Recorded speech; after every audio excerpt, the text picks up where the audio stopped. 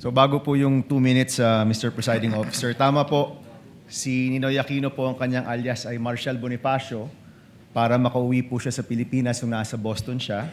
Oho. Pero wala naman ho siyang confidential funds na, wala ho siya sa mga AR na confidential funds. Lilinawin ko lang ho. Okay.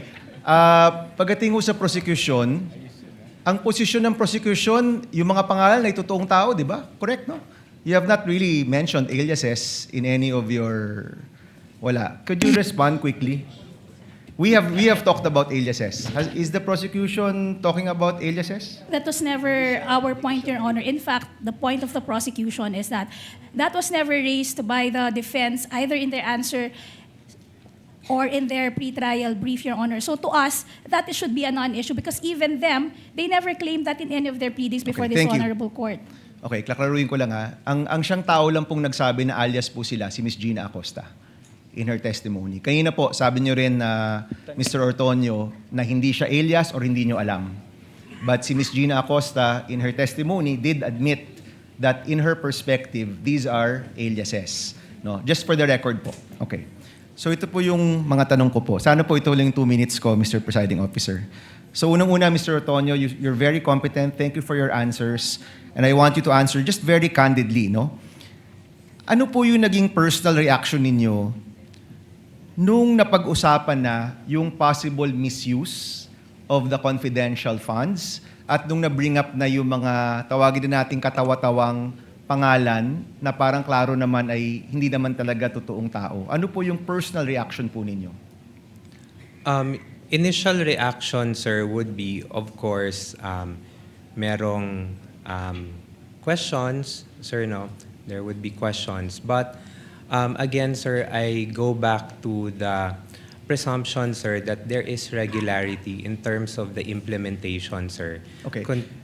So, may I ask, since you're in the top leadership of the OVP, nung nabibring up na to, ano yung personal reaction, kung alam nyo lang, ng Vice President, ng Chief of Staff, other leaders in your group, nung napag-usapan na posibleng nabigay yung pera sa mga kakaibang pangalan o baka hindi totoong tao, what was your reaction? What was their reaction? Would you know? Nag-meeting ba kayo? Did you call for an emergency meeting? Did you have a huddle in your office to talk about this? Sir, because yung AOM, sir, because it was sent to my office, sir, pina-personally received sa akin, sir, on behalf of the Vice President. Of course, I provided a copy to the Chief of Staff, sir, and the Vice President. Ang naging instruction lang naman po sa akin, sir, was to respond to the AOMs and make consultations with the Special Disbursing Officer and Security Officer para masagot yung mga concerns or issues raised by COA. Okay. Yan yung mga actions nyo, Mr. Ortonio. I'm asking about your reaction. Kinabahan ba kayo? Were you worried? Were you concerned?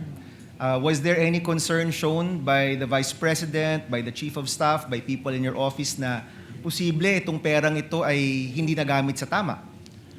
On the matter of concern, sir, I think there is a concern considering that there is already an immediate instruction, sir, to reply to the AOM. That's the sir. AOM. Let's go to the bringing up of these names in Congress.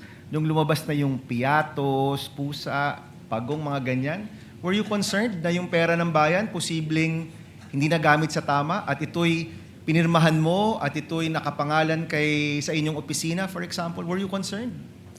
Sir, Honestly. parang immediate reaction, sir, yes, sir, but nung as the hearings went on, sir, parang binabalikan ko yung AOM, sir. Hindi kasi po siya na-raise doon sa AOMs. So, parang nabawasan po yung concern ko, personal concerns ko with those acknowledgement receipts. Did you call for an internal investigation after na-reveal yung mga pangalan na kakaiba? Nagpatawag ba kayo ng investigasyon sa inyong opisina? I personally did not, sir, hindi na po ako nagpatawag. Sir. Did your office call for an internal investigation? On that matter, sir, I do not know, sir, if there is an instruction coming from the head of agency, sir. But personally to me, sir, none, sir. Okay. So, ito kasi, Mr. Ortonio, no, sa aking opisina, more than 10 years ago, meron kaming nahanap na isang staff na ibang resibo yung ginamit sa liquidation. Wala pa atang 5,000 pesos to sa totoo lang. Hindi nga niya binulsa eh. No? Meron siyang dapat hotel receipt na wala niya, gumamit siya ng hotel receipt ng ibang tao. That already elicited an internal investigation on our part. In the end, pinaalis namin yung staff na yon na kilala namin, kaibigan namin. 5,000 lang yun. So the common response we are looking for is that kapag pera to ng bayan, aksyon ka agad at hanapin nyo talaga kung saan nagamit tong pera to. Kaya I'm really wondering what were the actions and reactions of people. So ito yung tanong ko rin, no? Mahalaga ba sa inyo, mahalaga ba sa iyo, sir, na yung perang ito ay nagamit sa tama, na hindi ito nagamit sa mali o nabulsa lang? Yes, sir. It is important to me, sir, because in the years na nakasama ko rin po si Vice President Sara Z. Duterte, sir, she also would want na money is spent properly for what it is intended to be used for. Okay, last question, Mr. Presiding Officer.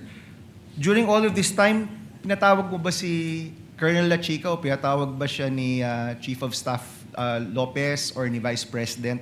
Would you know? Kinausap mo ba? Tinanong mo ba? Colonel, itong mga pangalang ito, sino ba talaga to? Totoo ba to?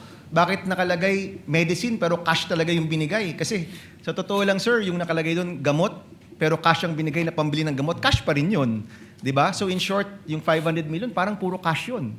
Wala man talagang supplies or tables and chairs because that presupposes na ang binili nyo yung tables and chairs or supplies. You actually gave cash na 500 million. Pinatawag nyo po ba si Colonel La Chica at tinanong, as public officers, we have to exercise the diligence of a good father of a family. No? That's in our oath.